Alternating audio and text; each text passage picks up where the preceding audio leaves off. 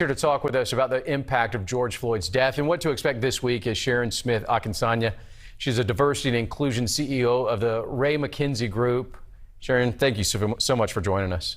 Thank you for having me, Aaron. The Department of Justice has indicted Derek Chauvin on federal charges in connection to the death of George Floyd. What would this mean as we look now 12 months later? You know, we need to, and you just did it in your package, we need to pass the George Floyd Justice and Policing Act. The trust is still eroded. You know, even though Derek was convicted, you know, we don't know what the sentence is going to be, and we're still seeing Black unarmed men being killed in our streets at the hands of police officers, even in the light of what had just happened to Derek Chauvin. So trust is still eroded. There is no confidence. So we must pass this law at the federal level. We've all heard the phrase, time heals all wounds. And I'm going to assume, and I think we can say this, we aren't there yet. But as we reach the one-year mark of Floyd's death, how much growth has happened within our communities when it comes to racial and social equality? Well, I think what has happened is that there is an awakening. I mean, we are all even more aware, especially members of the majority society, that racism has been systemic, it's still systemic, and we've got a long way to go. Now, for Black Americans, we've always known that systemic racism is an issue. So we've got a long way to go for inclusion, Aaron. We've got to make some serious changes. We have to acknowledge that it happened, and we have to have the will to just decide that we're going to do better, that we're going to decide that we want an inclusive America and that we want an inclusive society that is fair. There's nothing more fundamental, Aaron, than just plain fairness. Would you want this to happen to someone in your family? What do you want for your family? Well, that's the same thing I want for my family. Sharon, what will this week look like in Minneapolis? Do you think it's going to be a celebration of George Floyd's life or more of a somber reality of the work still to be done ahead of us?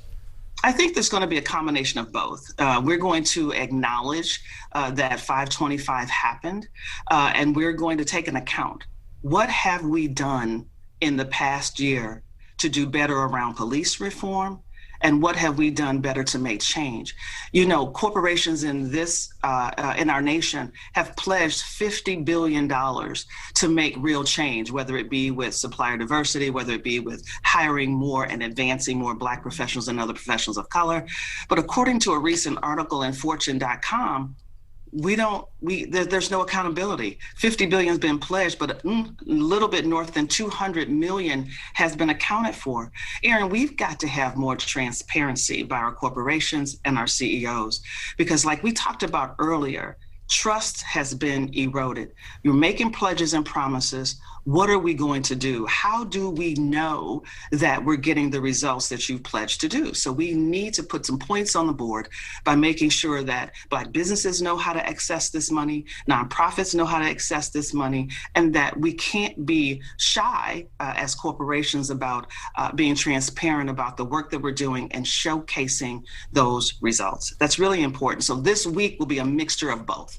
So last hour, Rudabeh, my colleague here, asked a great question of a guest. I want to ask you the same question.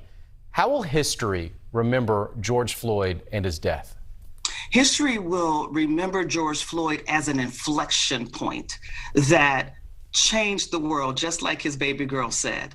It was an awakening, very similar to what happened with Emmett Till. So it was a reflection point where the world galvanized. That's what we're going to remember, when something different happened and that we became even more aware that systemic racism exists and we must do more to make real change. And it's going to take decision makers, policymakers, CEOs, corporations, community, and all of us to make that change. Sharon Smith-Akinsanya, thank you so much for your time here on NewsNation. Thank you for having me.